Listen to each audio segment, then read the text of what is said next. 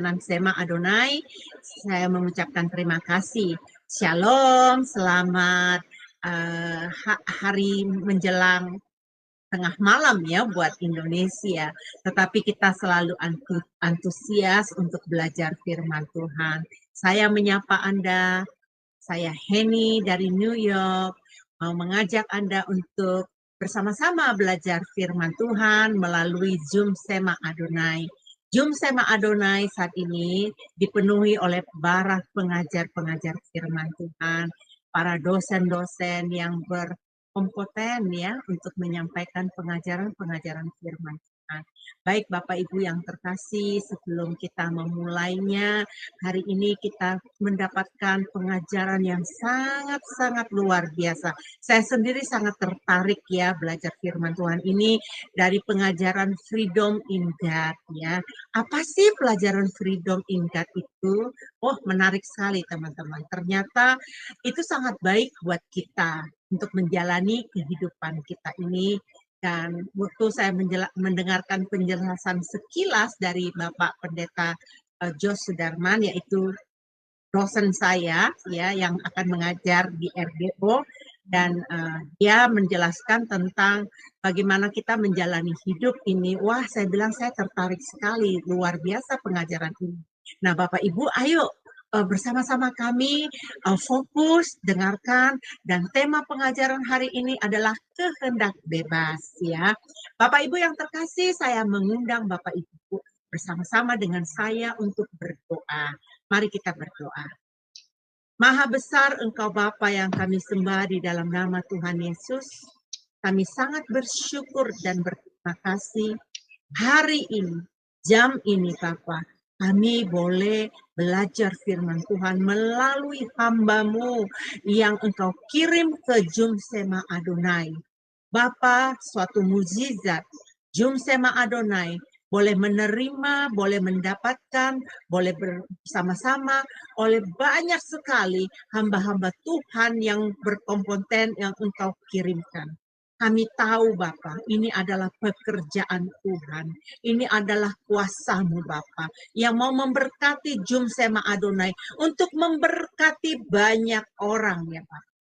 Bapa, hamba berdoa urapan-Mu secara khusus untuk hamba-Mu Pak Jos Sudarman Tuhan. Berkati hamba-Mu ini Tuhan untuk menyampaikan pengajaran ini kepada kami. Bapa, kami percaya Engkau juga memberkati kami setiap pendengar. Bukan kami hanya mendengarkan Bapa, supaya kami cakap mengajarkannya.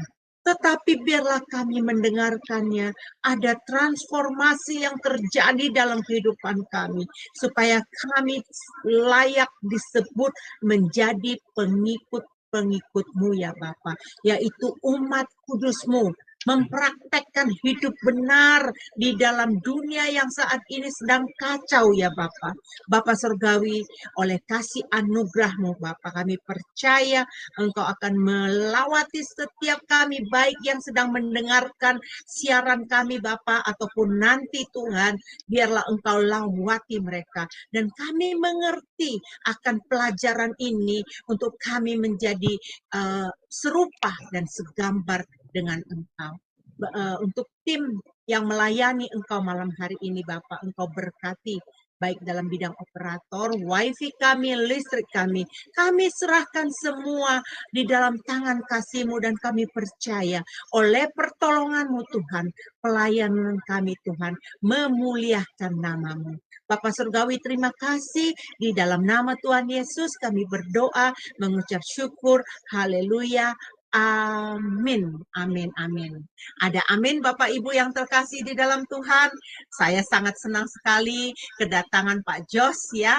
Saya pikir dengan pengunduran dirinya dari BPCO, saya nggak akan dapat belajar lagi dari beliau.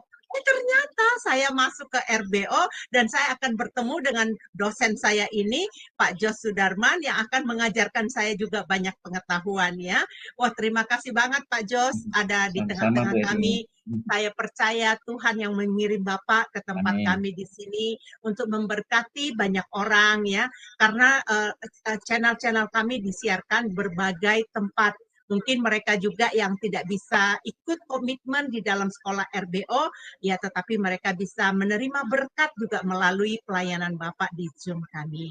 Baik Bapak Ibu yang terkasih di dalam Tuhan, sebelum kita memulai, mari kita menyimak dulu profil Pak Jos Sudarman. Kami mempersilakan kepada operator kami Aling untuk mempersiapkan dan menayangkan profil dari Pak Jos Sudarman. Silakan.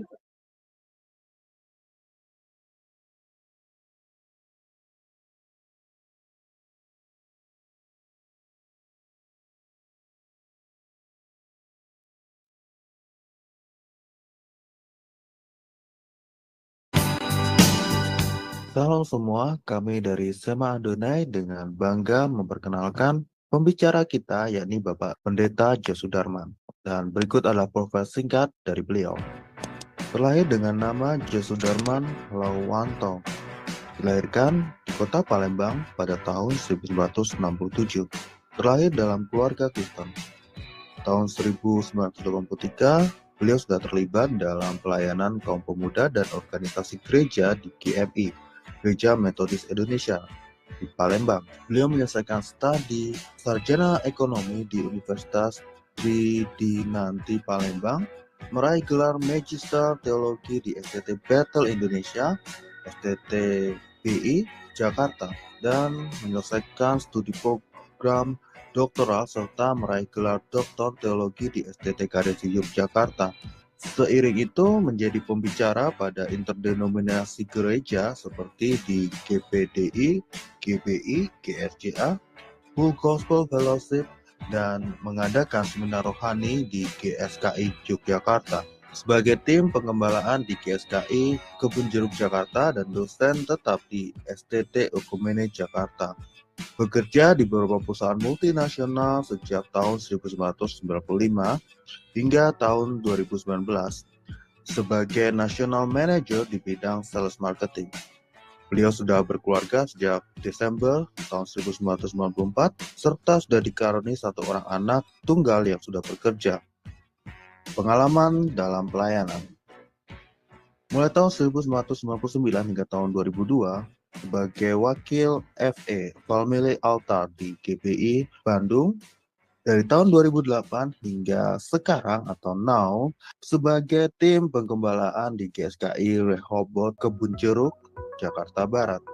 Terlibat dalam pendirian BPCO mulai dari awal hingga mundur pada bulan Mei 2023. Penulis buku Memahami 3 Pilar Pengajaran GSKI. Dan pada kesempatan kali ini, Bapak Pendeta Dr. Jos Sudarman akan mengajari kita tentang Freedom in God. Shalom Bapak Ibu, Saudara terkasih di dalam Tuhan. Kita akan belajar satu materi baru, yaitu Freedom in God. Artinya kebebasan dalam Tuhan. Tentu bebas di dalam Tuhan ini tidak berdasarkan premis atau pengertian dasar kita sebagai manusia, ini tentu berdasarkan Tuhan, dari kacamatanya Tuhan. Nah, di sini kita akan belajar salah satu hal yang sangat penting dalam kehidupan kita sebagai manusia. Apa itu? Kita belajar satu pelajaran namanya kehendak bebas, free will. Bermacam-macam orang mendefinisikan tentang kebebasan. Hal ini tergantung dari premis dasar seseorang. Dan juga kita akan belajar tentang bagaimana sukses di dalam Tuhan. Apa itu sukses? Tentu kacamatanya, kacamata Tuhan. Lalu kita juga tidak bisa hidup tanpa Tuhan. Artinya kita sebagai manusia itu sangat tergantung dengan Tuhan. Kalau hal ini kita sadari, lalu bagaimana kita harus hidup cukup di dalam Tuhan. Jadi poinnya, Bapak Ibu, materi Freedom in God ini lebih banyak berbicara tentang karakter kita sebagai manusia yang benar-benar seperti Tuhan kehendaki, yaitu menjadi manusia Tuhan, man of God. Kiranya sekilas dari pelajaran ini dapat membuat kita antusias, memotivasi kita untuk lebih lagi mengenal kebenaran firman Tuhan. Ya, wah, luar biasa sekali ya. Kita sudah melihat acaranya pada hari ini tentang materi yang akan disampaikan oleh dosen kita, dosen saya ya, yang akan memberkati kita. Bapak Ibu yang terkasih, tibalah saatnya saya akan menyerahkan kepada Pak Jos untuk memaparkan pengajaran yang akan diberikan kepada kita. Dipersilakan, Pak. Terima kasih Bu Heni. Shalom Bapak Ibu terkasih di dalam Tuhan. Senang saya berada di Sema Adonai. Ini kali pertama saya memulai sharing pengajaran firman Tuhan. Bapak Ibu terkasih dalam Tuhan, tadi disampaikan pengajaran kita adalah freedom in God, kebebasan di dalam Tuhan. Tentu kebebasan di dalam Tuhan memiliki aturan yang jelas. Aturan yang jelas ini tentu berdasarkan dari persepsi Tuhan, dari kacamata Tuhan. Nah, malam ini Bapak Ibu kita belajar satu materi tentang kehendak bebas. Oke, saya akan share screen Bapak Ibu.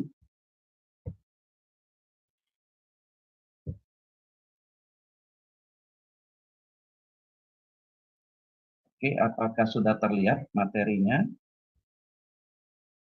Sudah terlihat, Pak. Sudah jelas, Pak. Oke ya. Ya. Oke. Nah, Bapak Ibu, ini kita akan bahas 6 kali pertemuan. Nanti kalau waktunya ada, nanti saya akan lanjutkan lagi ya sampai materi 7 sampai 10 atau 12 nanti ya. Tapi kita maksimalkan 6 materi ini. 6 materi ini sudah sangat-sangat memberikan satu pemahaman bagi kita dalam bagaimana kita menggelar kehidupan kita. Kalau tidak Bapak Ibu, kita akan terjebak di dalam rutinitas keberagamaan. Rutinitas keberagamaan. Apa itu rutinitas keberagamaan? Adalah bagaimana kita melakukan syariat-syariat, ritual-ritual, atau seremoni keagamaan.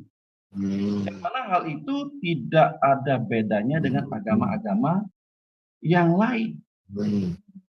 Tentu kita ketahui bahwa kekristenan itu adalah the way of life. The way of life.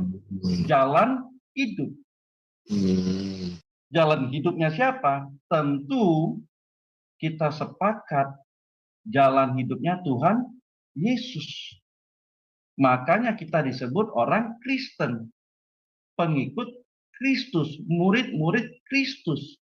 Artinya kita mengikuti jalannya Tuhan Yesus, mengikuti jejaknya Tuhan Yesus, mengikuti teladannya Tuhan Yesus. Nah, salah satu materi yang pertama ini adalah berbicara tentang kehendak bebas atau free will. Nah, Bapak Ibu saudara kasih di dalam Tuhan, mungkin Bapak Ibu sudah memiliki pengertian, pemahaman, atau premis di dalam kehendak bebas ini. Nah, mungkin berbeda apa yang saya sampaikan nanti, tidak masalah Bapak Ibu. Sekali lagi tidak ada masalah. Karena namanya pengajaran tentu ada yang sama. Mungkin juga Bapak Ibu sudah menerima sebelumnya, sehingga mungkin berbeda dengan pemaparan saya. Sekali lagi tidak ada masalah. Tetapi yang penting adalah kita memahami apa yang kita kerjakan, kita lakukan dalam hidup ini dengan kehendak bebas yang Tuhan sudah anugerahkan kepada kita sebagai manusia. Sehingga hal inilah yang membedakan kita dengan hewan. Karena kita memiliki logika, nalar, terlebih roh. dan keinginan-keinginan yang kita bisa putuskan itu sendiri berdasarkan logika kita, berdasarkan pemahaman kita, berdasarkan pemikiran kita, sehingga kita bisa memutuskan segala sesuatu dalam hidup ini berdasarkan pertimbangan-pertimbangan dari kita sendiri sebagai makhluk ciptaan. Nah, jadi Bapak Ibu tidak perlu dipermasalahkan, tetapi yang saya sampaikan ini adalah berdasarkan pemahaman saya yang saya sudah pelajari. Karena banyak orang sudah, oh Pak, udah ngerti kok kehendak bebas. Kita sudah lakukan kok. Kita sudah menjalani itu, memutuskan segala sesuatu dalam hidup ini, kami berdasarkan keputusan kami sendiri, berdasarkan premis dasar. Nggak masalah. Jadi bermacam-macam orang mendefinisikan kebebasan, hal ini tergantung dari premis dasar seseorang, dari cara pandangnya, dari latar belakangnya, apapun itu tidak masalah. Nah, tetapi Bapak Ibu, yang saya sampaikan di sini bahwa kalau kita sudah memiliki premis dasar bahwa Allah sudah menetapkan segala sesuatu secara mutlak dan sepihak, kalau kita sudah memiliki premis dasar bahwa Allah sudah menetapkan segala sesuatu secara mutlak dan sepihak, maka kebebasan dalam arti yang sebenarnya tidak ada, tentu sudah pasti ya Bapak Ibu. Ya, kalau ada Allah sudah menetapkan segala sesuatu loh. Jadi kebebasan yang ada pada kita, kebebasan yang seperti apa? Tentu tidak ada. Jadi hanya sebuah kata di mana pengertian bebas berupa sekedar terhindar atau lepas dari campur tangan pihak lain. Nah, hal ini kita akan dalami Bapak Ibu. Tentu Allah tidak memberikan sesuatu, contohnya kehendak bebas atau kebebasan kepada makhluk ciptanya, lalu dipegang gitu. Seperti kalau kita berada di satu perusahaan gitu ya Bapak Ibu, kadang atasan kita atau pimpinan kita kalau memberikan wewenang tidak seutuhnya, tidak sepenuhnya. Suka dia pegang apa? Ekornya katanya. Dipegang ekornya. Supaya apa? Supaya bisa dikendalikan. Dan ini berbeda sekali dengan Tuhan. Berbeda sekali dengan Allah. Kalau Allah memberikan benar-benar lepas. Padahal kita tahu bahwa segala sesuatu di langit dan bumi ini berada di kendalinya Allah. Kita percaya itu. Tetapi dalam hal kehendak bebas, Allah benar-benar tidak melakukan namanya intervensi. Walaupun Allah berdaulat dan sangat bisa melakukan kalau Allah mau mengintervensi kehidupan kita. Tetapi Allah, nah ini yang luar biasanya, Allah memiliki rule of the game. Allah memiliki aturan tatanan yang mana dia berjanji kepada dirinya sendiri, dia tidak akan mengintervensi dalam hal keputusan manusia. Walaupun kadang ada ya Bapak Ibu, tetapi Allah sangat menghormati, menghargai apa yang sudah diberikannya kepada manusia, yaitu kehendak bebas ini. Jadi sebenarnya Bapak Ibu, kita sebagai manusia ini, waduh, sangat-sangat luar biasa. Lebih daripada makhluk ciptaan yang lain. Itulah yang membedakan kita dengan hewan dan sebagainya. Karena Allah sangat menghormati kita sebagai makhluk ciptaannya.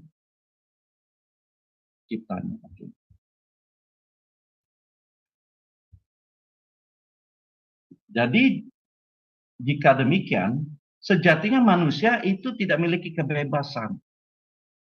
Kalau sampai yang tadi yang saya ceritakan, kalau Allah sampai mengintervensi, sebab segala sesuatu yang terjadi dalam kehidupan manusia telah dinaskahkan oleh Allah dan berlangsung sesuai dengan skenario yang sangat tepat.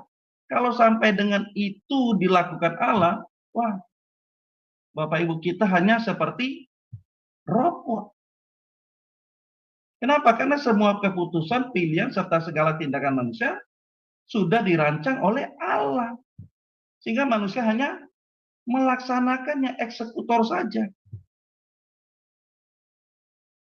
Kalau sampai Allah mengintervensi atau Allah mengatur kehidupan manusia. Sehingga kita tidak bedanya dengan robot. Kita sama dengan robot yang dikendalikan melalui remote control. Yang dikendalikan oleh oknum yang memiliki otoritas terhadap robot tersebut. Kalau sampai demikian Bapak Ibu, sungguh hal yang tragis kalau sampai hal itu terjadi. Tapi Allah kita tidak seperti itu. Allah kita tidak seperti itu. Dan ini luar biasanya Bapak Ibu. Inilah yang luar biasanya kita sebagai makhluk ciptaannya yang mulia. Makhluk ciptaannya yang mulia. Karena kita bisa berpikir, memiliki perasaan, dan bertindak menurut keputusan dan pertimbangan kita. Kalau sampai hal ini terjadi, maka kebenaran yang kita pelajari, yang kita baca, maka kebenaran itu akan kebenaran yang tidak proporsional dan tidak wajar. Karena segala sesuatu sudah dikondisikan oleh Allah. Ketaatan kita, ketaatan yang hanya berdasarkan perintah. Karena sudah diatur. Bukan berdasarkan ketulusan kita, kesadaran kita untuk memilih taat kepada Allah.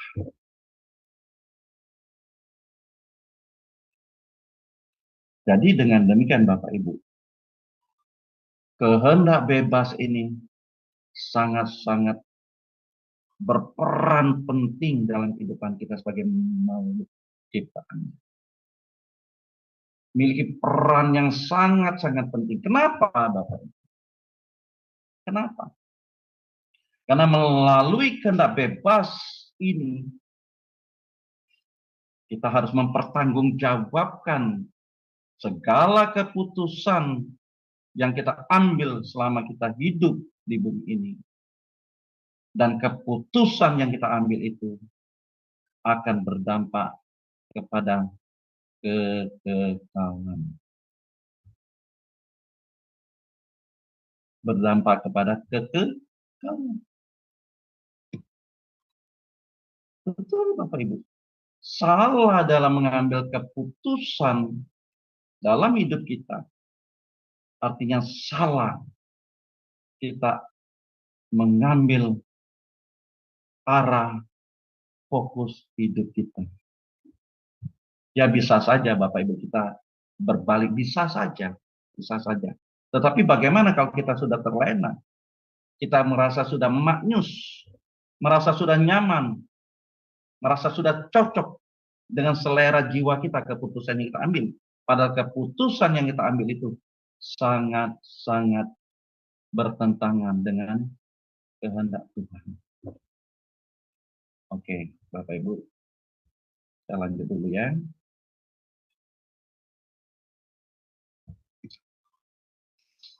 Nah, Bapak Ibu, kalau sampai itu terjadi, kalau keputusan kita diintervensi oleh Tuhan, maka kita bagaikan melakukan peran sandiwara. Seperti ada lagu ya, dunia ini panggung sandiwara. Jadi kita bagaikan aktor saja, aktris saja yang memainkan peran saja. Karena sudah diatur oleh sutradaranya.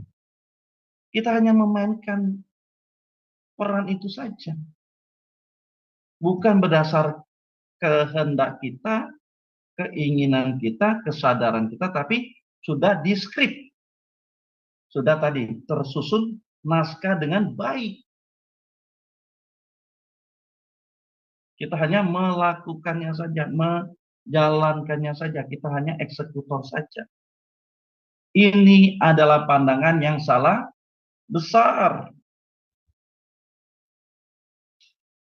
Ini pandangan yang salah besar.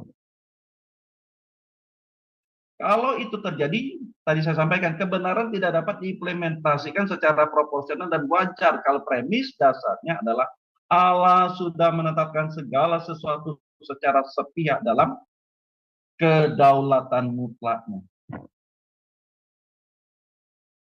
Ini harus kita perhatikan serius Bapak Ibu ya. Kebenaran tidak dapat diimplementasikan secara proporsional dan wajar kalau premis dasarnya adalah Allah sudah menetapkan segala sesuatu secara sepihak dalam kedaulatan mutlaknya dan kita adalah aktor dan aktrisnya yang hanya memainkan peran sesuai skrip atau skenario naskah yang sudah tersusun dengan rapi.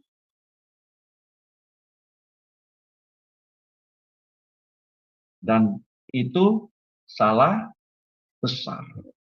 Pandangannya salah besar. Dan ini nanti Bapak Ibu bisa bersinggungan dengan apa kalau ini, tapi saya tidak memasuk ke soteriologi ya. Ya sudah saya tahan dulu. Karena akan menyinggung sana. Tapi ini Bapak Ibu harusnya bisa melihat bahwa apa yang dikerjakan oleh kita, keselamatan yang Tuhan anugerahkan kepada kita dengan cuma-cuma, dengan gratis. Tetapi di situ kita ada peran kita dalam menjalankan keselamatan itu dengan takut dan gentar. Di situ ada peran yang sangat penting, itu adalah kehendak bebas.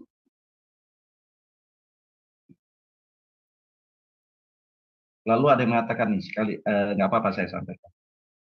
Ada yang berpandangan sekali selamat tetap selamat, ya kan?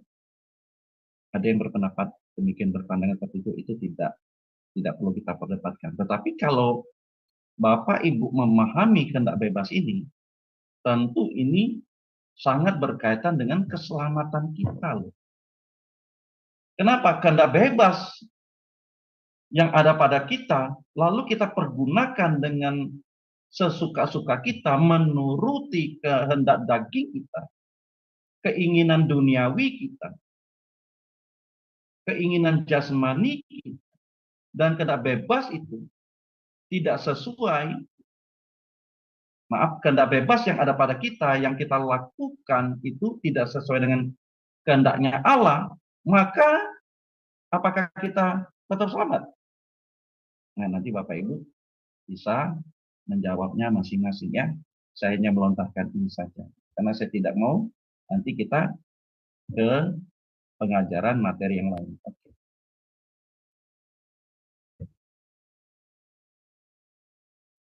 Jadi Bapak Ibu, sejatinya dalam hal ini manusia tidak memiliki kehendak bebas. Kenapa ini Pak? Tadi katanya kehendak bebas diberikan Tuhan secara mutlak. Maksudnya di sini Bapak Ibu, kalau kita memahami kebenaran firman Tuhan, seharusnya kehendak bebas yang ada pada kita, yang dianugerahkan Tuhan, dengan kesadaran dan ketulusan, seharusnya kehendak bebas kita ini, atau kebebasan yang diberikan oleh Tuhan kepada kita sebagai makhluk ciptaannya yang mulia, adalah kehendak yang kita arahkan untuk menuruti kehendak. Sampai di sini paham ya Bapak Ibu? Jadi sejatinya kehendak bebas yang ada pada kita ini harusnya kita tidak peruntukkan, kita tidak arahkan, kita tidak fokuskan untuk menyukakan keinginan daging kita, memuaskan hasrat duniawi kita, menyenangkan keinginan daging kita, yang semuanya itu bertentangan dengan kehendak Allah. Makanya saya tulis di sini, sejatinya kehendak bebas kita ini kita arahkan untuk menuruti kehendak Allah. Kehendak bebas kita ini harusnya dipagari. Kehendak bebas kita ini dipagari. Atau saya menggunakan kata dipenjara. Dipenjara maksudnya adalah kehendak bebas kita harus dipenjara, dibentengi, ditutupi, dan semuanya itu kita lakukan untuk menuruti kehendak Allah. Dengan kata lain, kehendak bebas kita ini terpenjara dalam kehendaknya Tuhan. Kehendak bebas kita ini harusnya terpenjara untuk mengikuti kehendak Tuhan saja. Tapi faktanya tidak terjadi. Betul nggak Bapak Ibu, Saudaraku? Faktanya tidak terjadi. Kita masih melakukan suka-sukanya kita. Melakukan suka-sukanya kita. Makanya Rasul Paulus, Bapak Ibu, dalam suratnya, dia mengakui, dia tahu apa yang baik. Tapi itu tidak dilakukan. Malah yang tidak baik dilakukan, padahal dia tahu yang baik, yang benar harus dilakukan. Tapi faktanya yang tidak baik, yang tidak benar dilakukan. Rasul Paulus berkata demikian dalam suratnya. Nah, apalagi kita Bapak Ibu. Tentu kita banyak melesetnya. Dosa itu dalam bahasa Yunani hamartia. Artinya meleset, tidak tepat sasaran. Kita ini banyak melesetnya Bapak Ibu. Betul nggak Bapak Ibu? Kita ini tahu loh kebenaran, kita ini tahu yang baik. Tapi faktanya kita lakukan apa? Terbalik, bukan? Kita tahu kita harus sabar, kita harus kasih, murah hati. Tapi apa yang kita lakukan? Terbalik, tidak sesuai dengan apa yang diinginkan oleh Allah. Makanya kita sebagai manusia, Bapak Ibu, makanya kita sebagai manusia itu memiliki kodrat dosa. Jadi sifat dasar kita itu adalah dosa. Tentu karena ada dosa dari Adam dan Hawa. Maka kita manusia berkodrat dosa. Kita sebagai orang tua ya Bapak Ibu, tentu kita mengajarkan kepada anak-anak kita hal-hal yang baik, hal-hal yang benar. Betul? Tetapi faktanya apa yang kita ajarkan kepada anak kita itu tidak dilakukannya atau belum dilakukannya 100%. Kadang hal-hal yang tidak baik dilakukan oleh anak kita, termasuk kita.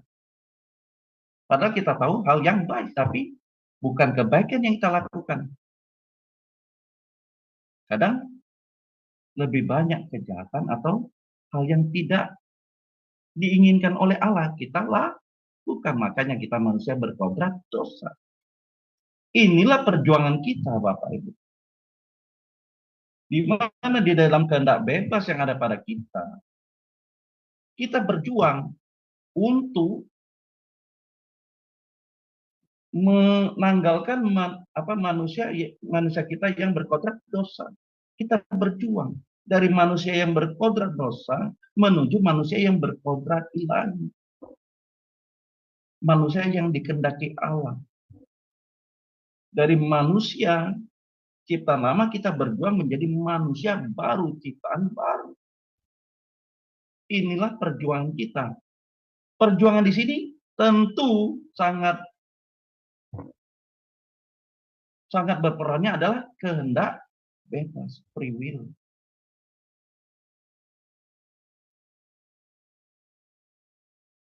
Jadi Bapak Ibu, kehendak bebas ini sangat-sangat berperan sekali dalam menentukan kehidupan kekal kita. Karena dalam kehendak bebas ini dapat membawa kita menuju kehidupan kekal atau sebaliknya, kebinasaan kekal.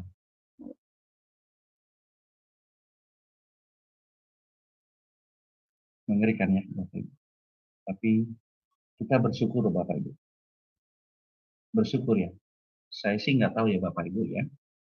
Apakah Bapak Ibu pernah mendengar penjelasan seperti ini, pemaparan seperti ini ya, tentang kehendak bebas. Tapi ini sangat-sangat penting, vital dalam kehidupan kita. Apalagi kita mengaku orang Kristen. Oke, Bapak Ibu. Kita baca di Kejadian 3 ayat yang ke-1 sampai yang ke-6. Ada yang bisa membacakannya Bapak Ibu? Dari Kejadian 3 ayat yang ke-1 sampai yang ke-6. Kalau ada yang bersedia, silakan. Saya bisa baca Pak, sebentar silakan, ya Pak Ibu. ya. Saya cari ayatnya dulu ya Pak ya. Silakan, Kejadian 3 ayat 1 sampai 6. Oke Pak. Ya. Temanya adalah manusia jatuh ke dalam dosa. Adapun ular ialah yang paling cerdik dari segala binatang di darat yang dijadikan oleh Tuhan Allah. Ular itu berkata kepada perempuan itu, "Tentulah Allah berfirman, semua pohon dalam taman ini jangan kamu makan buahnya, bukan?" Lalu sahut perempuan itu kepada ular itu, "Buah pohon-pohonan dalam taman ini boleh kami makan. Tetapi tentang buah pohon yang ada di tengah-tengah taman, Allah berfirman, jangan kamu makan ataupun rabah buah itu. Nanti kamu mati." Tetapi ular itu berkata kepada perempuan itu, "Sekali-kali kamu tidak akan mati." Tetapi Allah mengetahui bahwa pada waktu kamu memakannya, matamu akan terbuka, dan kamu akan menjadi seperti Allah, tahu tentang yang baik dan yang jahat. Perempuan itu melihat bahwa buah pohon itu baik untuk dimakan dan sedap kelihatannya. Lagi pula pohon itu menarik hati karena mereka pengertian. Lalu ia mengambil dari buahnya dan dimakannya dan diberikannya juga kepada suami yang bersama-sama dengan dia, dan suaminya pun memakannya. Ya, terima kasih Bu Heni. Sama-sama. Nah, Bapak Ibu saudara kasih dalam Tuhan, Kejadian 3 ini sangat clear. Ya, tadi yang kita sudah sama mendengar, sangat clear sekali. Keputusan untuk memakan buah pohon tentang pengetahuan yang baik dan yang jahat itu,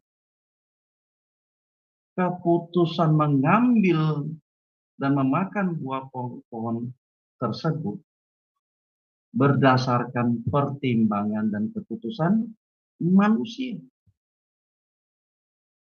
Ini clear sekali Bapak Ibu.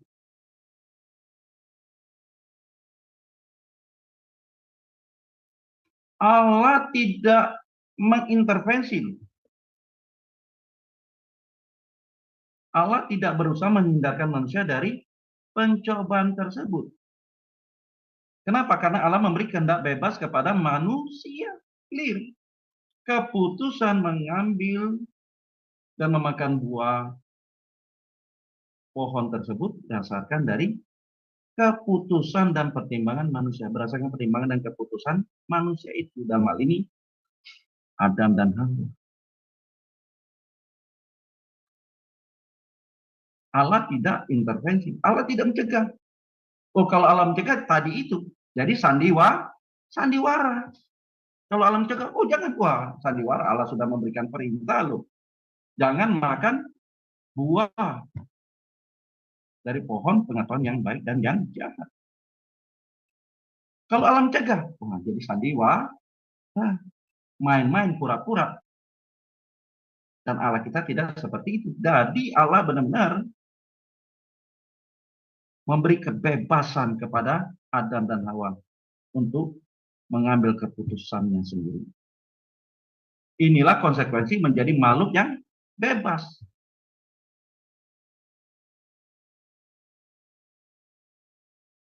Allah juga tidak berusaha apa? Supaya manusia itu bebas dari pencobaan, tidak. Allah juga tidak mencegah ular untuk menggoda manusia, tidak. Ini real. Tidak ada skenario sama sekali. Tidak ada skenario sama sekali. Ini real. Jadi, Bapak Ibu, dari sini kita sudah memahami benar-benar Allah menghargai apa yang sudah diberikannya kepada manusia, yaitu kehendak bebas. Allah tidak intervensi, Allah juga tidak mencegah adanya pencobaan, adanya godaan dari si ular. Allah juga tidak menghindarkan supaya ular itu tidak menggoda manusia, tidak. Biar fakta yang berbicara. Tidak ada skenario. Tidak ada yang sudah dikondisikan, tidak ada. Ini benar-benar fakta terjadi. Nah, Bapak Ibu serkasi. Disinilah kita harus memahami bahwa kebebasan yang ada pada kita, yang mana kita harus mempertimbangkan sendiri segala sesuatu yang hendak kita lakukan. Kenapa? Karena diri kita lah yang menjadi pengambil keputusan akhir, decision maker-nya kita. Pengambil keputusannya adalah kita. Segala sesuatu berdasarkan pertimbangan, maka kita mengambil keputusan. Nah, kalau kita mengerti dan memahami hal ini, kalau kita memahami hal ini, Bapak Ibu, kita bisa tahu dengan kehendak bebas yang ada pada kita, yang kita tahu bahwa ini kehendak bebas ini harus kita arahkan untuk melakukan kehendak Tuhan, dan kita tahu hasilnya adalah kita akan bersama-sama dengan Tuhan di kekekalan di kerajaan surga. Bila sebaliknya, maka kita akan terbuang, dicampakkan ke api neraka. Dengan kata lain, Bapak Ibu, ke surga atau ke neraka,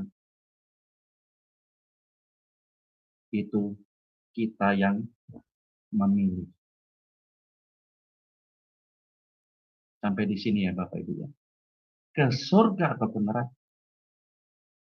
kita yang memilih, kita yang menentukan. Tuhan bertindak sebagai hakim yang adil. Kita yang memilih. Kita yang memilih. Coba kita keluar sedikit Bapak Ibu.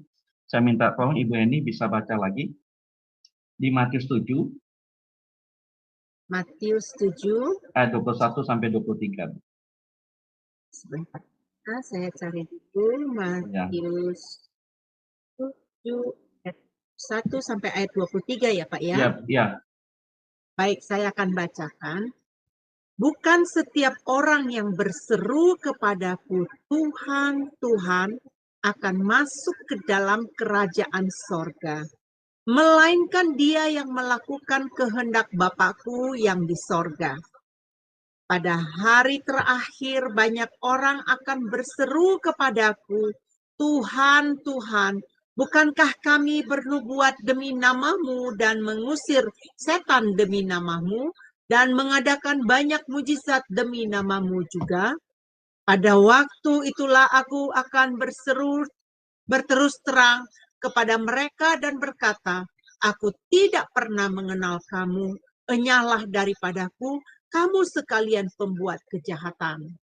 Ya, Ngeri terima sekali, kasih. Pak. Ya, terima kasih Bu Eni. Nah, Bapak Ibu, ayat ini sungguh mengerikan bagi kita orang Kristen. Ayat 21 dikatakan bukan setiap orang yang berseru, God, God, Lord, Adonai, Tuhan, Tuhan akan masuk ke dalam kerajaan surga, melainkan dia yang melakukan kehendak Bapakku yang di surga. Jadi ukuran kita masuk ke surga itu adalah jelas. Melakukan kehendak Bapa, kehendak Allah. Tidak ada yang lain. Hanya ini saja. Tiket kita ke surga adalah melakukan kehendak Allah. Nah, melakukan kehendak Allah itu tentu kita yang melakukan berdasarkan kehendak bebas yang ada pada kita, setiap kita.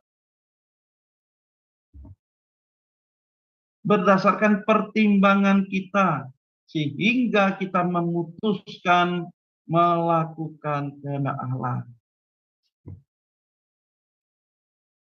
Bapak Ibu, serkasi tidak ditanya Bapak Ibu, berapa hebat pelayanan Bapak Ibu. Tidak ditanya oleh Tuhan. Tidak ditanya oleh Tuhan apa yang engkau sudah lakukan dalam kegiatan-kegiatan rohanimu, kegiatan gerejamu yang begitu banyak. Sekalipun engkau bernubuat, bahkan engkau memiliki karunia mengusir setan, karunia kesembuhan, apapun itu, kalau kehendak bebas yang ada pada kita, kita tidak arahkan untuk melakukan kehendak Bapa, maka kita tidak akan sampai ke surga. Bahkan ayat 23 sungguh mengerikan Bapak Ibu. Karena pada saat itulah, pada saat tata pengadilan Kristuslah, di mana tidak ada pertobatan lagi, kita dikatakan pembuat kejahatan. Kita dikatakan pembuat kejahatan. Bahkan Tuhan tidak pernah mengenal kita. Oh Tuhan, padahal aku sudah melakukan begitu banyak kegiatan-kegiatan pelayanan. Waktuku ku berikan dalam pelayanan. Bahkan dana, tenaga, aku ada di kegiatan pelayanan. Tapi kalau kita tidak melakukan kehendak Bapa, kita tidak sampai Bapak Ibu. Maka saya bilang di awal, maka saya katakan di awal, kehendak bebas ini sangat-sangat penting dalam kehidupan kekristenan kita. Yang mana ini menjadi penentu apakah kita akan sampai dan masuk ke dalam kerajaan surga, atau kita terbuang, dicampakkan ke api neraka.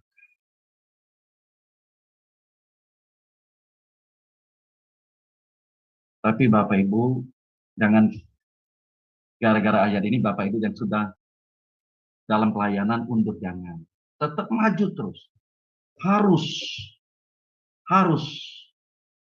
Karena pelayanan pekerjaan Tuhan membutuhkan kita. Kita ini adalah mitra Tuhan. Kita ini adalah partnernya Tuhan. Kita ini adalah kawan sekutunya Tuhan. Tetapi jangan motivasi kita berbeda. Jangan motivasi kita salah. Jangan itu yang menjadi utama. Tapi yang utama adalah kita melakukan kehendak Tuhan, dan tentu pelayanan-pelayanan yang ada pada kita yang dipercayakan oleh Tuhan, kita kerjakan dengan maksimal. Dan semuanya itu untuk memuliakan Tuhan. Bukan untuk kepentingan kita. bukan untuk kepentingan. Oke, Bapak Ibu, saya lanjut. Coba kita baca di Yakobus, Ibu ini bisa baca lagi. Pasti Pak, saya akan Ya. mempersiapkan ayatnya di Yakobus Yakobus 1 ayat 13 sampai 15.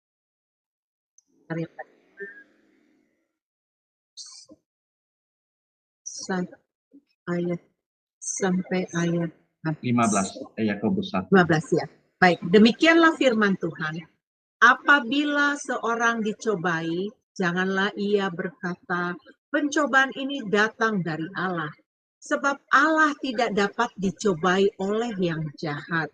Dan ia sendiri tidak mencobai siapapun. Tetapi tiap-tiap orang dicobai oleh keinginannya sendiri karena ia diseret dan dipikat olehnya. Dan apabila keinginan itu telah dibuai, ia melahirkan dosa. Dan apabila dosa itu sudah matang, ia melahirkan maut. Ya, terima kasih Bu Eni. Bapak Ibu, kalau kita mendengar tadi, di Yakobus 1 ayat 13 sampai 15 jelas ya. Pencobaan ini bukan dari Tuhan. Ya, sebab Allah tidak dapat dicobai oleh yang jahat dan ia sendiri tidak mencobai siapapun. Tetapi apa? Tiap-tiap orang dicobai oleh keinginan sendiri.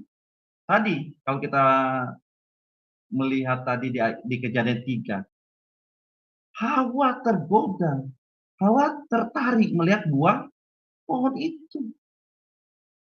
Artinya ada keinginannya sendiri, ada hasratnya melihat buah itu menarik, memikat dia sehingga ia terseret. Dan apabila keinginannya itu dibuai, ia melahirkan dosa. Dan apabila dosa itu sudah matang, ia melahirkan maut. Upah dosa adalah maut, kematian. Dari ayat ini Bapak Ibu kita simpulkan bahwa pertama Allah tidak pernah menjadi kausalitas atau penyebab kejahatan atau dosa. Allah tidak pernah menetapkan manusia untuk jatuh dalam dosa dan melakukan kejahatan. Salah besar kalau kita menganggap hal ini. Allah justru mengutus anaknya yang tunggal Tuhan Yesus ke bumi, ke dunia untuk menyelamatkan kita. Loh kok Tuhan mau menjatuhkan kita lagi? Kan tidak mungkin. Ya, paham ya Bapak Ibu? Jadi memang keputusan manusia itu sendiri, keinginan manusia itu sendiri untuk jatuh dalam dosa, untuk berbuat dosa atau melakukan kejahatan, bukan dari itu. Yang kedua, manusia berinisiatif melakukan tindakan sendiri melanggar atau menaati perintah Tuhan. Jadi tidak ada campur tangan Tuhan atau intervensi Tuhan. Jadi kehendak bebas yang ada pada manusia itu sendirilah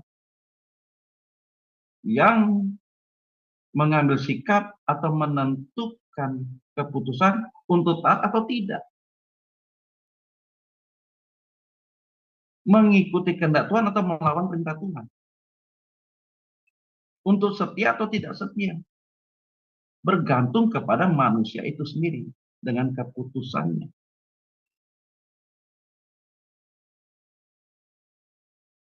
Jadi tidak ada intervensi Allah atau campur tangan Allah. Semua berdasarkan keputusan manusia. Jadi dalam hal ini tidak bisa Allah dipersalahkan. Tidak bisa Tuhan dipersalahkan. Karena decision maker adalah manusia itu sendiri. Yang ketiga adalah ada pihak yang diizinkan oleh Allah untuk mencobai atau menggoda manusia untuk melanggar firman Tuhan. Ada pihak memang diizinkan tadi si ular itu personifikasi dari iblis. Memang diizinkan. Tujuannya apa sebenarnya? Padahal sudah jelas perintah Tuhan, jangan kamu makan buah itu. Udah jelas. Kalau kamu makan itu kamu akan mati. Kamu pasti mati. Ya kita ini kadang gini Bapak Ibu ya, kadang kita ini sukanya apa ya? Sukanya apa ya? Auban itu apa ya? Suka ngelawan gitu ya. Coba kalau kita lihat ada misalkan kita lagi jalan gitu ya Bapak Ibu. Ada sign gitu ya. Jangan noleh ke kiri. Kita tetap noleh ke kiri loh. Ya kan? Ya. Coba kita jangan lihat. Kita tetap lihat loh Bapak. Itulah kecenderungan kita manusia itu. Apa yang dilarang kita maunya tahu gitu. Apa sih yang dilarang? Nah, itu kita nih. Makanya kita ini termasuk manusia kepo ya. Kata si ini siapa? Mongol. Nggak tahu Bapak Ibu tahu nggak Mongol ya? Tahu ya Bu ya ini ya Mongol ya? Ya tahu Pak. Iya ya, komedian itu ya. Komedian Iya. atau Komedian. komedian Ya, ya, komika gitu ya. Standing act, komedian standing act gitu ya. Komedian standing apa ya? Standing komedi gitu ya. Ya kan dia ngomong gini. Waktu itu saya nonton YouTube-nya gitu. Katanya Indonesia ini warga terkepo nomor 2 di dunia. Kepo kita ini suka kepo gitu ya. Mau tahu aja gitu. Tapi kebenaran firman Tuhan kita tidak mau tahu gitu. Kita ini suka yang salah gitu mau tahunya. Bukan kebenaran yang kita harus tahu, tapi bukan yang kebenaran yang kita suka tahu. Nah inilah kita nih manusia. Oke, nggak apa-apa. Oke, kita lanjut lagi. Nah, jadi Bapak Ibu, pengertian kebebasan manusia itu yang benar adalah kebebasan itu harus proporsional, natural, dan benar. Kalau kebebasan tidak dipahami secara benar, maka manusia tidak menempatkan diri sebagai makhluk yang harus bertanggung jawab.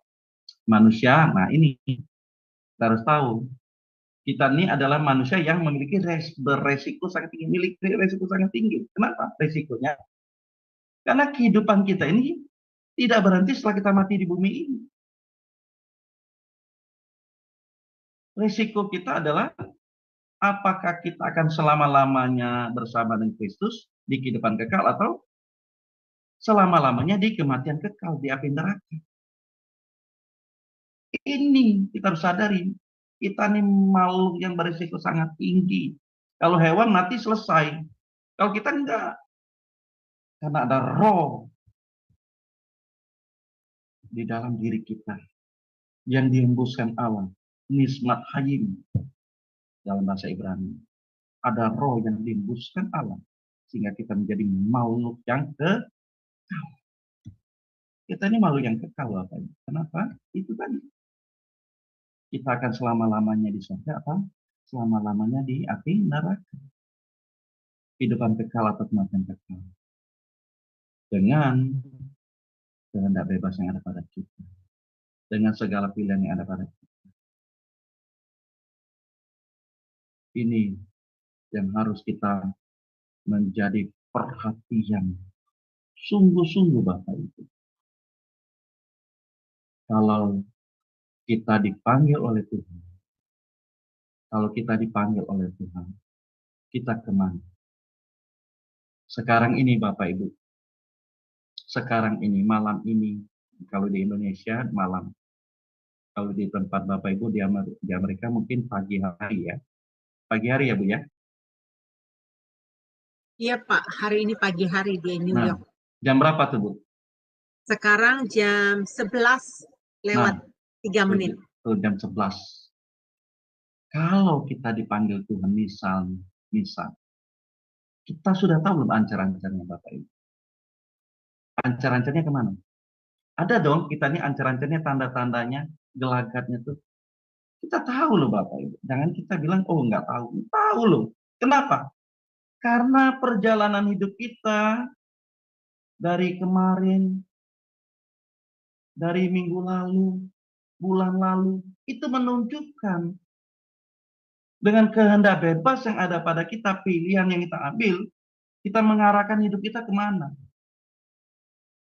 Apakah semakin kita mengasihi Tuhan atau kita semakin mengasihi dunia ini yang akan binasa menjadi lautan api? Jadi tanda-tandanya sudah ada Bapak Ibu. tanda-tandanya sudah ada. Atau begini Bapak Ibu, kalau di dunia accounting itu ada jurnal debit dan kredit. Ya kalau kita maunya di tabungan kita lebih banyak kreditnya betul daripada debitnya betul Bapak Ibu. Nah, kalau kita tarik ke jurnal rohani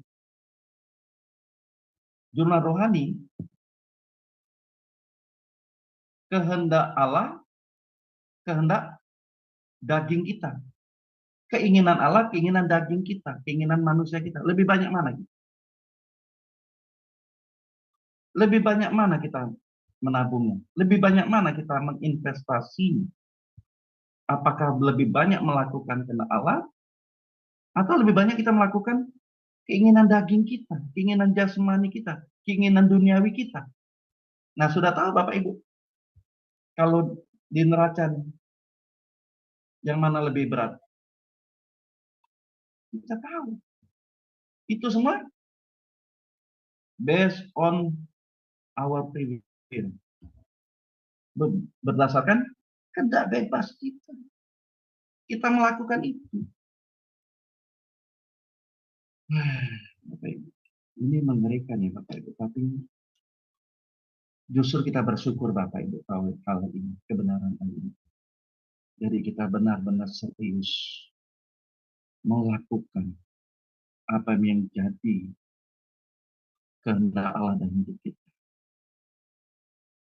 Apa yang Allah inginkan untuk kita lakukan itu dengan kehendak bebas kita. Jadi sebenarnya Bapak Ibu, tadi tulisan di awal tadi, sejatinya kita tidak memiliki kehendak bebas walaupun kita memiliki kehendak bebas. Kenapa? Kehendak bebas yang ada pada kita harusnya kita lakukan untuk memenuhi, melakukan kehendak Allah sepanjang usia hidup kita di bumi ini. Sampai kita menutup mata di bumi ini dan kita buka mata ketemu Tuhan di surga.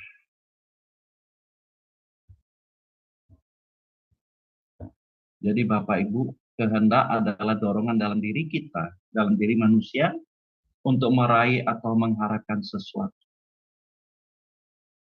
Kehendak adalah dorongan dalam diri kita sebagai manusia untuk meraih atau mengharapkan sesuatu. Dengan kehendak ini manusia kita dapat menciptakan berbagai cita-cita dan harapan yang ditujukan kepada seseorang atau sesuatu. Inilah kita makhluk ciptanya yang mulia. Inilah keistimewaan kita sebagai manusia. Sekarang apa yang kita mau lakukan? My will or God's will? Kehendak diri kita, kepentingan kita, memuaskan hasrat daging kita, hawa nafsu dunia kita, atau kita mau melakukan kehendak Allah. Semua bergantung kepada kita sendiri. Ingat, decision maker adalah kita sendiri. Dan kita tahu persis ada konsekuensi setiap keputusan yang kita ambil. Kita adalah makhluk yang beresiko tinggi. Kapanpun kita bisa check out dari dunia ini. Kapanpun. Yakobus mencatat hidup kita bagaikan uap yang sebentar kelihatan lalu lenyap. Kita tidak tahu berapa lama kita hidup. Kita tidak tahu durasi hidup kita berapa lama. Tetapi selama kita masih bernapas, kita mau arahkan kehendak bebas kita untuk melakukan kehendak Tuhan. Amin ya Bapak Ibu. Jadi kita sebagai manusia bukan saja memiliki kenyamanan fisik, tetapi pemenuhan kebutuhan batinnya yang hanya bisa dijawab oleh Tuhan. Ada rongga kosong dalam diri kita yang hanya bisa diisi oleh Tuhan saja. Rongga kosong ini tidak dapat diisi oleh apapun dan siapapun kecuali oleh Tuhan. dengan hubungan yang harmonis di dalam dan melalui Roh Kudus. Kita tahu persis ya Bapak Ibu, kalau kita melakukan sesuatu hal yang tidak tepat, hal yang tidak benar, kayaknya ada sesuatu yang nyesek gitu ya. Nyesel, ada damai sejahtera kita yang hilang. Apa kalau kita melakukan sesuatu yang benar, kayaknya hati kita damai. Jadi ukurannya damai sejahtera. Bapak Ibu. Kalau kita melakukan sesuatu, ada damai sejahtera, maka itu benar. Bapak Ibu. Kehendak bebas kita harus arahkan bagaimana memuaskan hati Tuhan dalam hidup ini. Memuaskan hati Tuhan dalam hidup ini.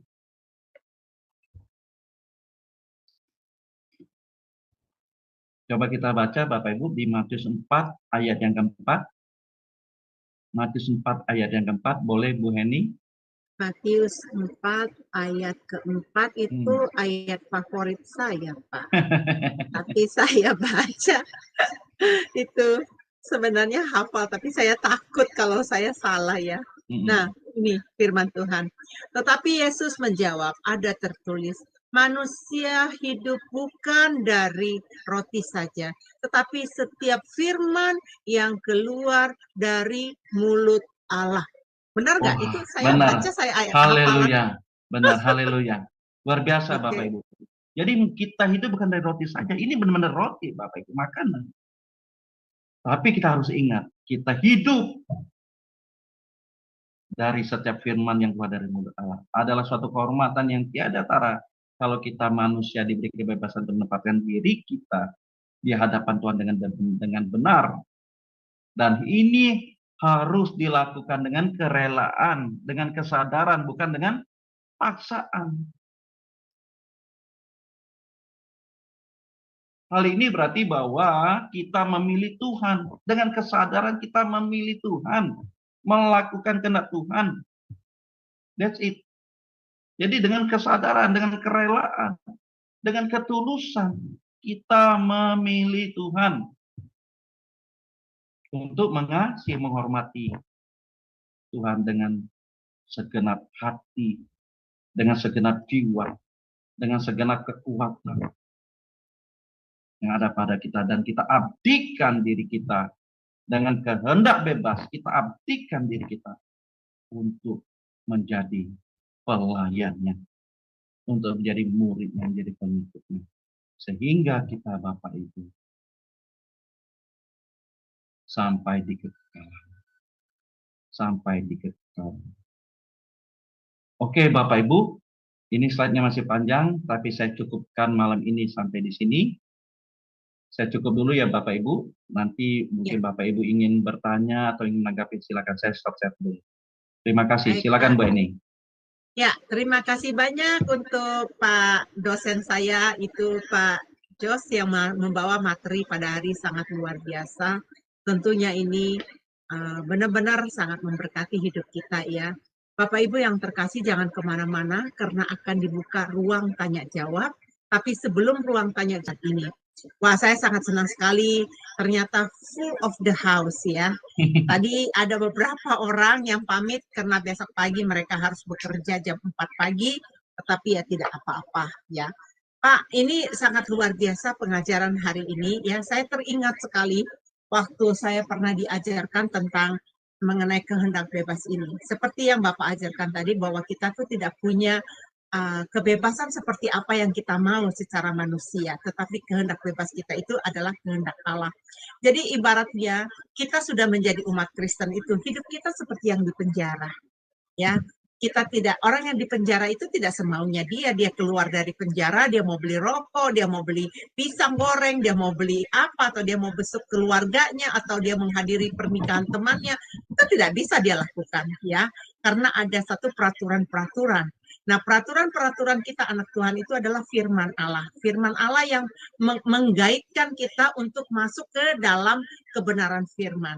Dan saya teringat di dalam firman Tuhan, di dalam kitab Mazmur ya Pak Jos ya. Kitab Mazmur itu dikatakan bahwa manusia dengan segala kegemilangannya ya tidak mempunyai pengertian, tidak mempunyai hikmat Tuhan. itu boleh disamakan dengan hewan yang dibinasakan. Jadi saya selalu pernah saya ngajar di Jerman dan saya berkata kepada teman-teman saya di sana, coba cek dulu, kita ini binatang atau manusia yang diciptakan, yang dipenuhi oleh roh Tuhan ya. Jadi ternyata pengertian kehendak bebas semakin dilengkapi dari pengertian-pengertian yang Bapak sampaikan tadi. Bapak Ibu yang terkasih, tadi sudah ada pertanyaan. Pak Titus, saya silakan membuka mute-nya. Pak Titus, silakan. Tadi mau bertanya ya, Pak Titus, silakan. Ya, selamat malam, selamat siang di New York. Selamat Ya. malam Pak dosen Jo Sudarman. Selamat Shalom. malam Pak Titus, shalom. Iya, saya mau bertanya tentang tadi kan dibacakan mengenai kejadian ya Pak, kejadian Ya. tentang keciptaan Tuhan sama kejatuhan manusia. Ada yang menggelitik Pak, yang kadang agak bingung buat saya bahwa Ya. apakah kejadian itu khususnya pasal 1 sampai 3 itu mitos atau fakta sejarah, Pak? Karena ya maaf dikata ular berbicara, kemudian ya dan sebagainya. Karena ini yang membuat agak bingung buat saya, Pak. Terima kasih, Pak. Itu saja. Haleluya. Amin. Ya. Oke, Pak Titus, kita tahu bersama Alkitab itu bukan mitos. Tahu ya, Pak. Kalau Alkitab itu mitos, saya tidak mau menjadi orang Kristen. Itu Pak, jelas. Alkitab itu adalah kebenaran. Amin. Artinya ini fakta. Loh, kalau kita bicara Pak tentang hal-hal yang ular itu berbicara, ular berbicara, itu personifikasi dari iblis. Ada hal itu sangat, gimana ya? Hal itu sangat-sangat mudah sekali. Karena iblis itu kan masih memiliki power, Pak. Ya kan? Jangankan hal itu, Pak. Dia apapun dia bisa berikan kepada kita. Kalau kita mau jadi orang kaya, jadi orang terhormat, iblis bisa lakukan itu. Bisa lakukan itu, bisa berikan itu. Tapi iblis tidak bisa memberikan damai sejahtera. Hidup kekal bersama Yesus. Lalu menjawab pertanyaan Bapak, itu fakta, Pak. Kebenaran. Amin. Kalau sampai itu mitos, saya tidak mau menjadi orang Kristen. Dan tentu pasti Bapak Ibu tidak mau menjadi orang Kristen kalau itu mitos. Ya, tapi itu kebenaran, Amin, Pak. amin, amin. Amin. Pak, Oke, terima kasih. Ini jujur Pak, kemarin saya ikut, ya maaf dikata, ada kuliah yang mengatakan itu mitos dan saya nggak damai sejahtera sebenarnya gitu loh. Ya, Sejujur saya betul tahu, Pak. Pak. Loh. Saya tahu, Pak. Ya. Loh, Siapa kok yang berkata begini? itu saya tahu. Ya, tapi saya tidak mau berdebat. Cuman Iya, tidak ada damai Pak. Saya terus terang Iya. kalau ada sesuatu saya minta hikmat Tuhan. iya. Saya sependapat dengan Bapak. Kalau Hmm. sebagian Alkitab mitos, ya buat apa saya percaya gitu. Iya. Dan Setuju, saya Pak. mengatakan begini bahwa iblis betul seperti Pak dosen ini menjelaskan, dia bisa punya power di dalam dunia.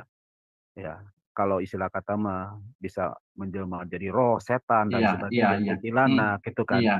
Bahkan dia menyerupai binatang pun bisa. Maaf dikata kalau malam-malam orang kedar kan kuntilanak berupa jadi kayak suara ayam gitu Iya. dan sebagainya. Terima kasih Pak dosen. Saya Ya. sekarang sudah lebih Puji mantap Tuhan, lagi. Pak Tuhan Titus. memberkati. Iya, sama-sama, Pak. Oke, Pak. Terima kasih ya Pak Titus, terima kasih ya. Sekarang ini ada Pak Eron. Tulisan namanya itu pakai bahasa Arab Pak, tapi panggilannya Pak Eron. Ya silakan Pak Eron. Ya. Oke, shalom, selamat malam, Tuhan Yesus memberkati. Wah, luar biasa materi malam ini ya tentang free will. Saya juga terinspirasi Pak. Oke, jadi saya ada dua pertanyaan ya Pak tentang beberapa poin itu tentang free will ya Pak. Ya, Jadi Pak. pertanyaan saya yang pertama, kalau kita buka di dalam Roma pasal ke-9 ayat ke-20 sampai ke-23 berkenaan dengan perumpamaan periok dengan tukang periok itu Pak. Jadi gimana tanggapan Bapak tentang itu? Di mana bahwa Allah telah menetapkan atau memilih atau gimana itu kan seperti takdir gitu. Itu yang pertama Pak. Dan yang kedua lagi tentang kisah Adam dan Hawa itu dah jatuh ke dalam dosa. Apakah Allah itu membuat perencanaan atau rancangan keselamatan itu sebelum Adam jatuh ke dalam dosa atau setelah Adam jatuh ke dalam dosa, Pak? Tapi sebelumnya itu saya memang yakin dengan free will juga, Pak. Cuma kalau pandangan saya kompetitif free will, Pak. Di mana free will yang terbatas oleh karena kehendak Allah itu. Oke, itu aja dari saya, Pak. Terima kasih. Oke, Pak Eron. Gini, Pak. Ya. Bangsa Israel ini saya tidak menjawab secara itu ya, Pak. Secara apa gamblang. Tapi saya ingin gini, Pak. Saya ambil contoh seperti ini. Bangsa Israel itu adalah bangsa pilihan atau umat pilihan, betul ya, Pak? Iya, iya. Itu berdasarkan keputusan siapa, Pak? Keputusan Allah. Iya, betul. Itu atas penentuan Allah, kedaulatan Allah memilih bangsa Israel sebagai bangsa pilihan atau umat pilihan. Kenapa tidak bangsa Indonesia atau bangsa Amerika? Tidak, karena itu penentuan Allah, penentuan Tuhan, kedaulatan Allah memilih bangsa Israel. Kalau kita melihat negara Israel itu negara yang sangat kecil. Jumlah penduduknya kecil dibanding dengan negara Indonesia, dengan jumlah penduduk Indonesia. Tetapi Allah memilih itu ya tidak bisa kita bantah. Itu prerogatifnya Allah. Bukan saya. Jadi keputusan Allah, prerogatif Allah memilih bangsa Israel. Ini ketetapan Allah. Itu Pak ya, jelas ya Pak ya, ketetapan Allah. Iya. Nah, lalu apakah bangsa Israel itu selamat? Semua bangsa Israel selamat, Pak? Tidak. Kenapa tidak? Karena ada dikatakan dalam ayatnya juga, ada yang selamat, ada yang tidak. Dan yang selamat itu umat yang dipilihnya. Ini bukan selamat umat yang dipilihnya, Pak. Tapi karena kehendak bebas dari bangsa Israel itu. Coba kalau kita lihat nanti Bapak baca di surat 1 Korintus, bagaimana perjalanan bangsa Israel di padang gurun itu ditulis di 1 Korintus.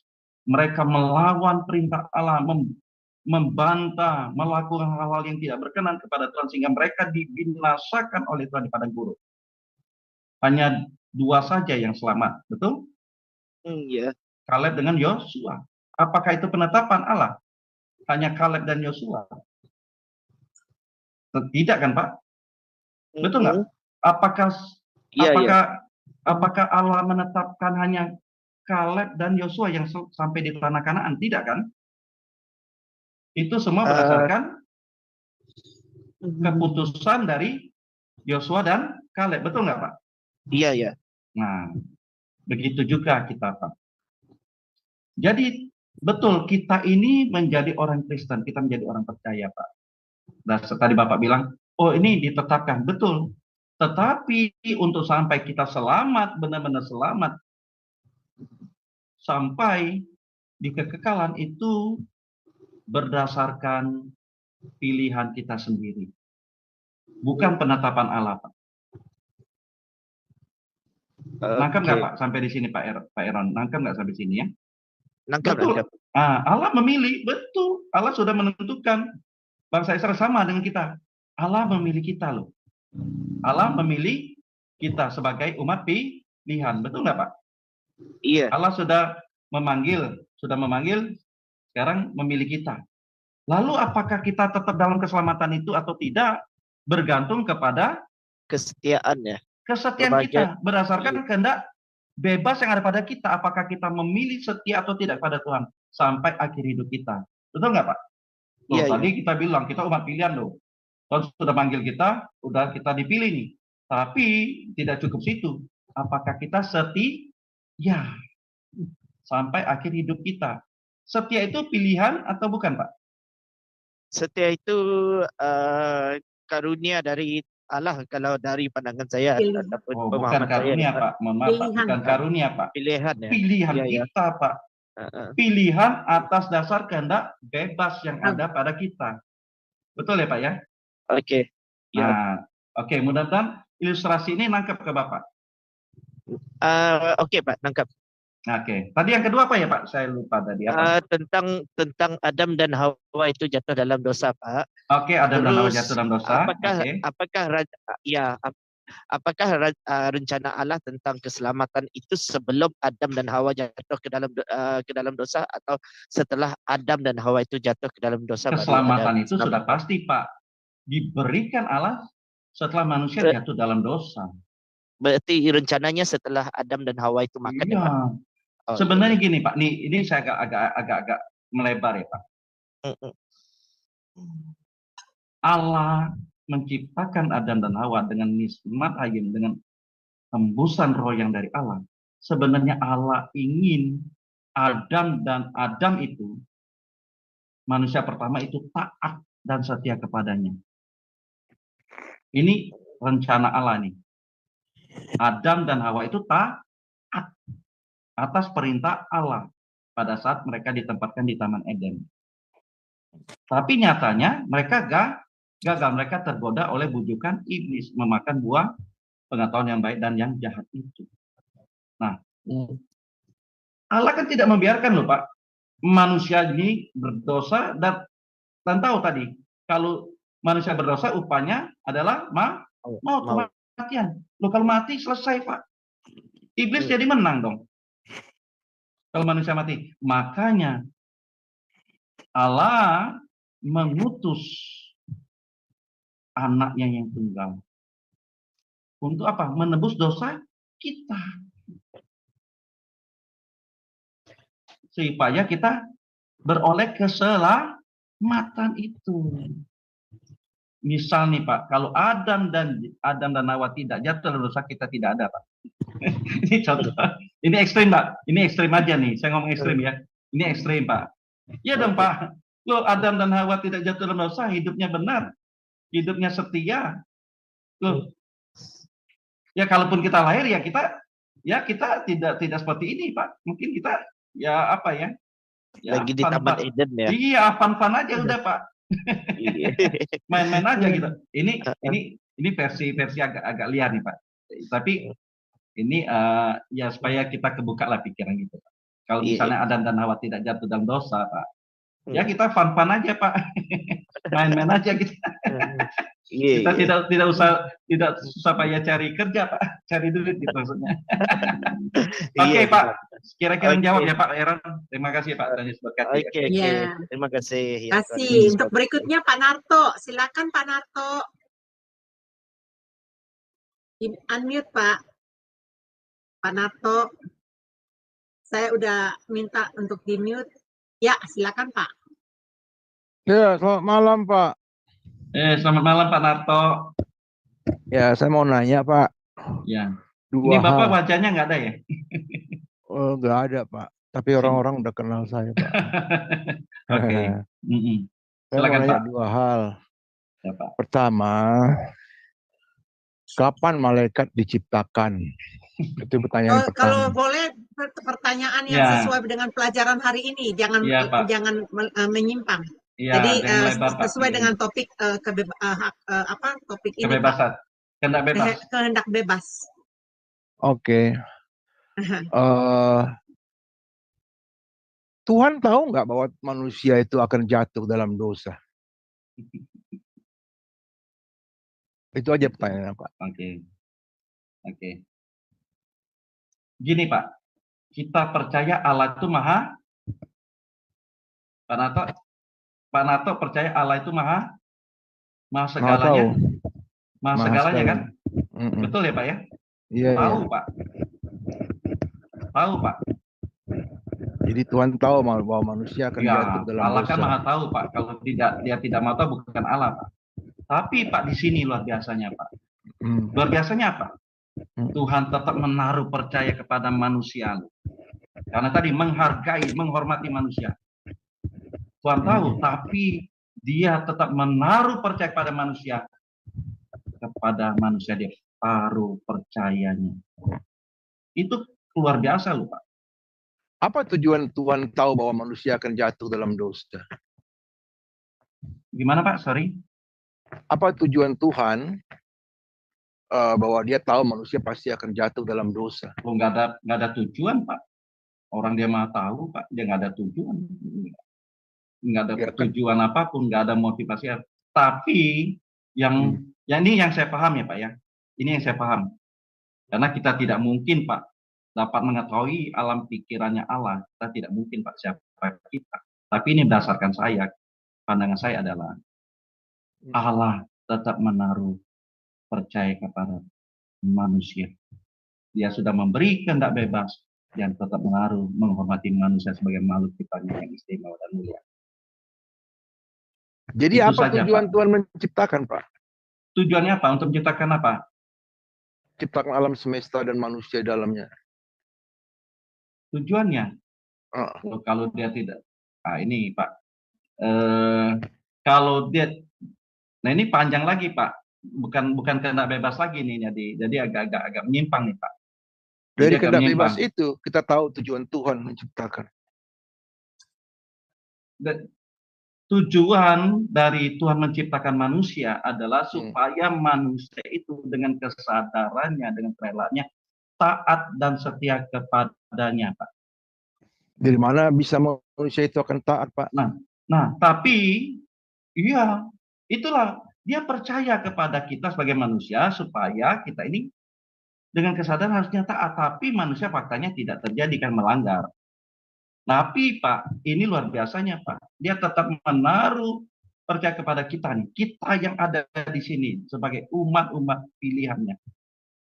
Apakah kita tetap mau setia kepadanya atau tidak? Bergantung kepada kehendak bebas yang ada pada kita. Dan kita tahu, kalau kita tidak taat dan setia kepadanya, konsekuensinya kita akan dibuang ke api neraka. Selama-lamanya Pak. Dan Tuhan itu mau. Dan Tuhan itu mau supaya kita ini selamat, tidak ada yang binasa, Pak. Tuhan inginnya kita supaya kita selamat. Dari mana kita tahu bahwa kita akan selamat? Kita menginginkan keselamatan.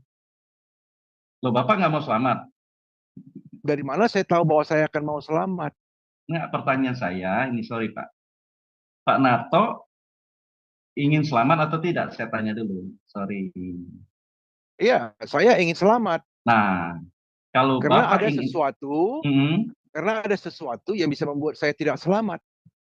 Apa? Tidak taat dan tidak setia kan? Iya. Kita sudah tahu kalau gitu Pak. Nah, kalau kita sudah tahu hal itu, bagaimana kita tetap menjaga keselamatan itu dengan takut dan gentar? Ya kita harus dengar-dengaran, setia sampai akhir hidup kita. Iya, dari Dengan mana kehendak kita bebas. tahu? Dari mana kita?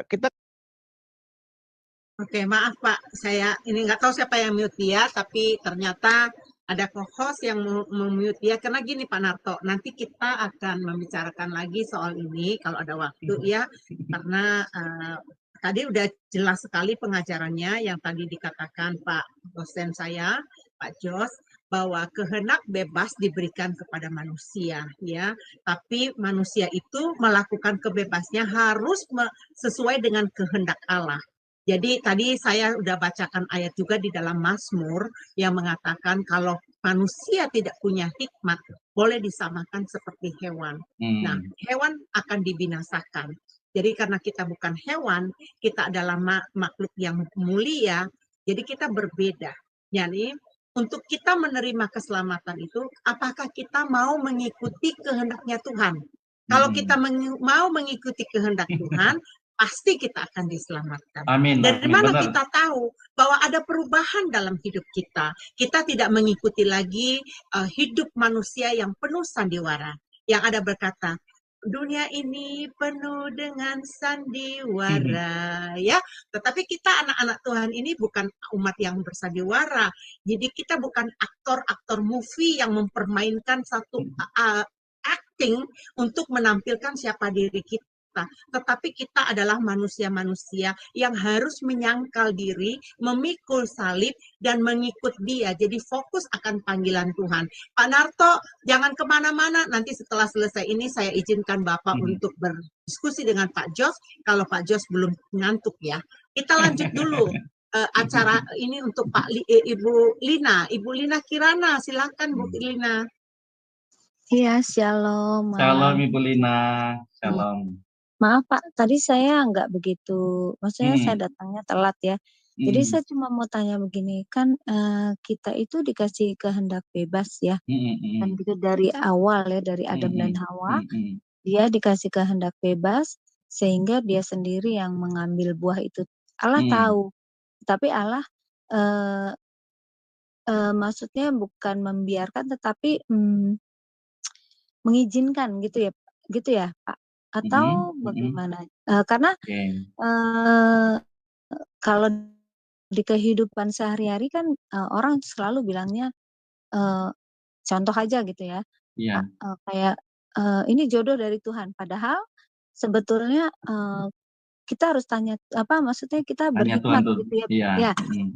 Selain tanya kita berhikmat, begitu juga dalam pekerjaan.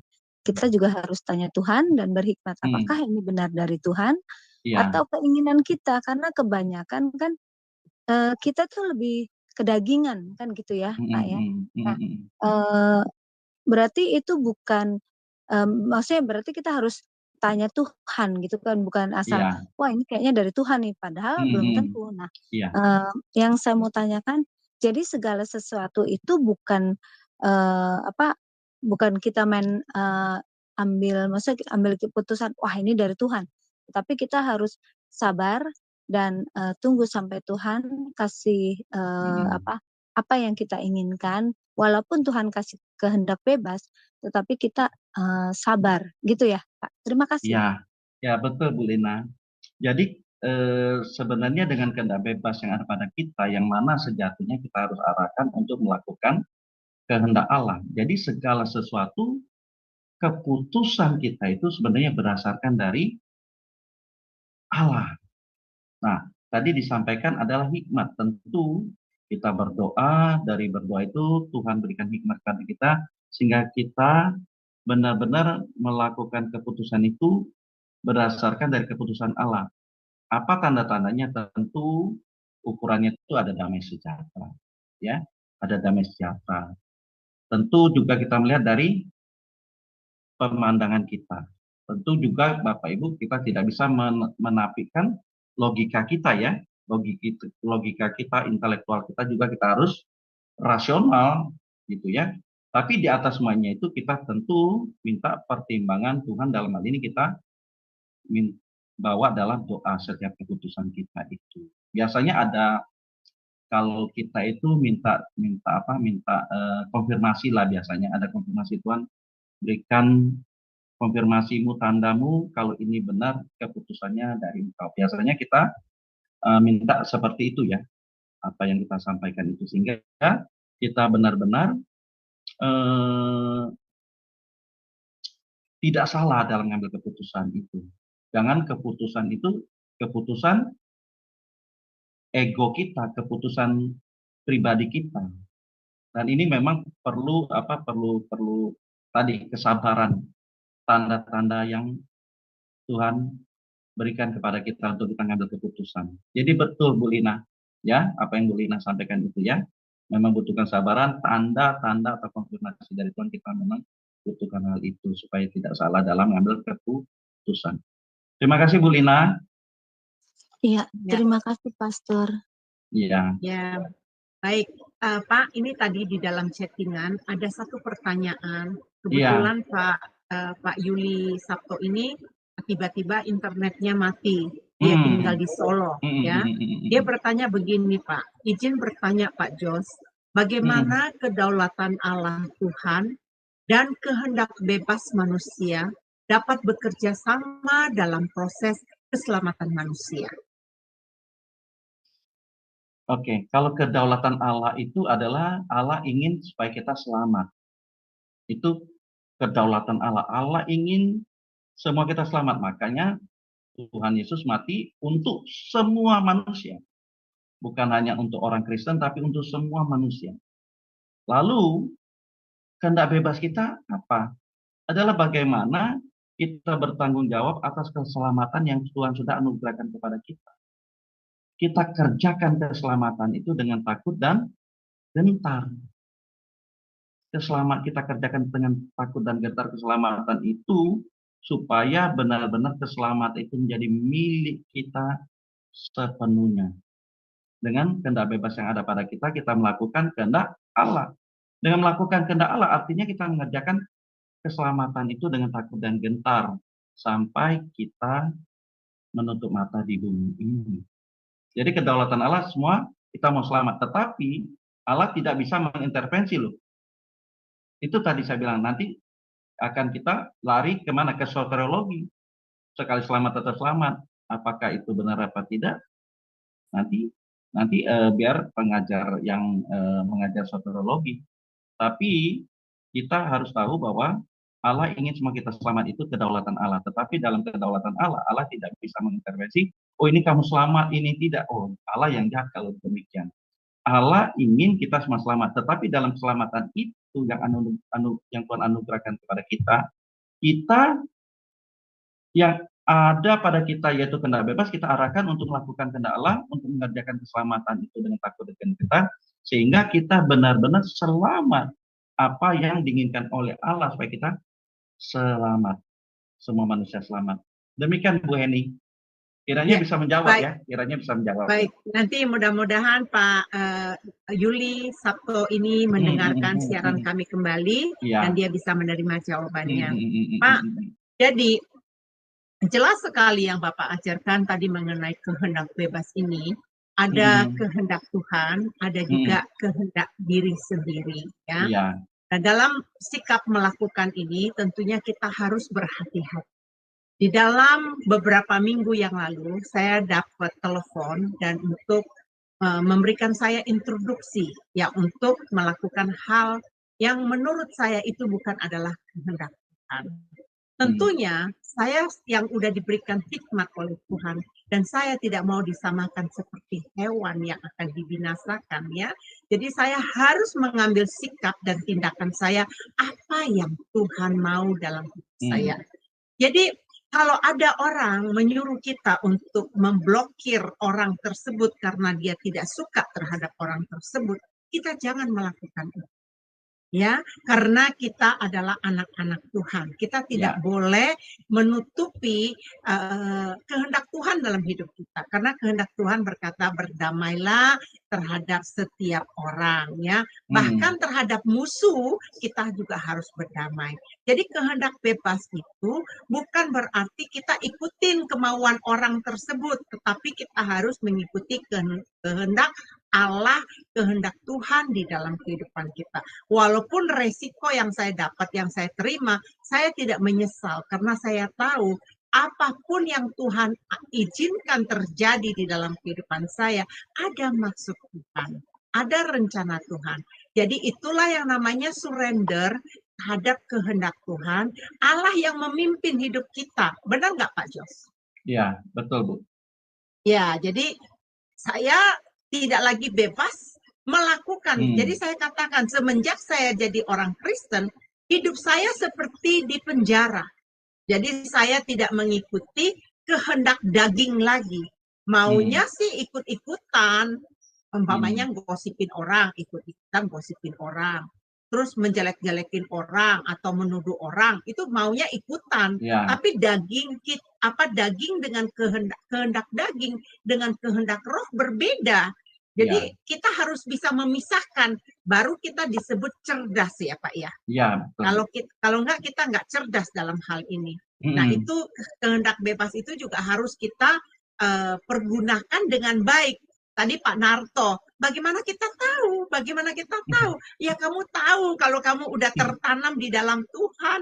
Kalau kamu udah sependapat, sepikir dengan Tuhan, kamu pasti mengerti isi hati Tuhan. Tapi kalau kamu tidak tertanam di dalam Tuhan yang benar, jadi kamu jadi aktor tadi yang Bapak bilang itu.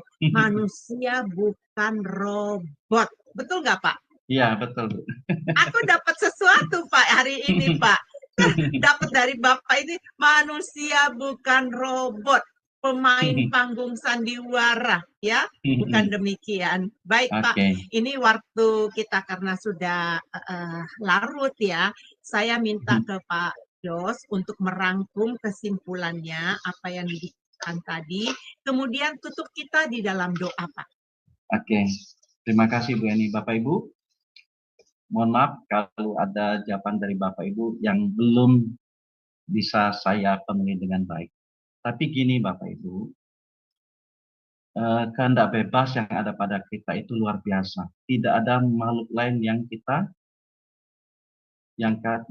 miliki, yaitu roh dan kehendak bebas, logika, pikiran, perasaan, roh, yang mana itu membuat kita menjadi manusia kekal, yang diproyeksikan Allah menjadi segambar dengan Allah. Nah, kita nanti belajar ada segambar dengan Allah. Jadi Bapak Ibu, mari kehendak bebas yang ada pada kita dengan kerendahan hati, dengan kesadaran, dengan ketulusan, kesungguhan, dengan sisa usia kita yang kita tidak tahu berapa lama kita di bumi ini, tapi kita mau bertanggung jawab atas setiap kehendak bebas yang Tuhan sudah berikan kepada kita. Dan kita mau lakukan kehendak bebas itu bukan untuk memenuhi hasrat duniawi kita, hasrat kedagingan kita, tapi kehendak bebas yang ada pada kita, kita mau melakukan sepenuhnya kehendak Tuhan. Sehingga kita menjadi manusia Allah, man of God, menjadi manusia ciptaan baru. Lewat kehendak bebas ini, kita dilayakkan menjadi mempelai Kristus. Amin. Tuhan Yesus berkati. Kita tutup dalam doa ya. Bapak Ibu, mari kita teduhkan hati kita tenangkan pikiran kita. Kita mau berdoa. Terima kasih Bapa, pengajaran malam ini Tuhan. Kami tahu Tuhan, sungguh berat, bahkan sangat berat Tuhan. Di mana kami harus bertarung melawan diri kami sendiri. Ini adalah musuh yang paling berat, musuh yang paling besar adalah diri kami sendiri, keinginan kami sendiri. Tapi lihat kebenaran firman-Mu Tuhan. Ampuni segala hal yang belum berkenan atau tidak berkenan kepada Engkau, apa yang kami perbuat selama ini Tuhan. Kami mau merendahkan hati kami. Kami mau menundukkan diri kami di bawah otoritas tangan-Mu yang gagah perkasa itu. Untuk memampukan kami melalui Roh Kudus-Mu Tuhan. Untuk membantu kami, menolong kami Tuhan. Supaya kami mampu mengerjakan apa yang Kau sudah karuniakan dengan cuma-cuma, yaitu keselamatan. Sehingga benar-benar keselamatan itu menjadi milik kami seutuhnya. Dengan kehendak bebas yang ada kami arahkan Tuhan untuk melakukan kehendak-Mu dalam hidup kami. Ampuni setiap salah dosa kami, kelemahan kami Tuhan, kekurangan kami. Kami mau Tuhan, mau berjuang. Kami mau berjuang Tuhan, menjadi manusia Allah, menjadi manusia ciptaan baru, manusia yang berkenan kepada-Mu Tuhan. Dan berkati Tuhan media Sema Adonai dan yang lain-lainnya, menjadi alat, menjadi sarana bagi pekerjaan-Mu dalam kami belajar kebenaran-Mu Tuhan. Urapi kami semua Tuhan, pakai kami semua Tuhan. Tidak ada yang hebat, baik kami sebagai pembicara dan juga kami yang mendengar, tidak ada yang hebat, semua sama di mata Tuhan. Yang hebat hanyalah Engkau Tuhan.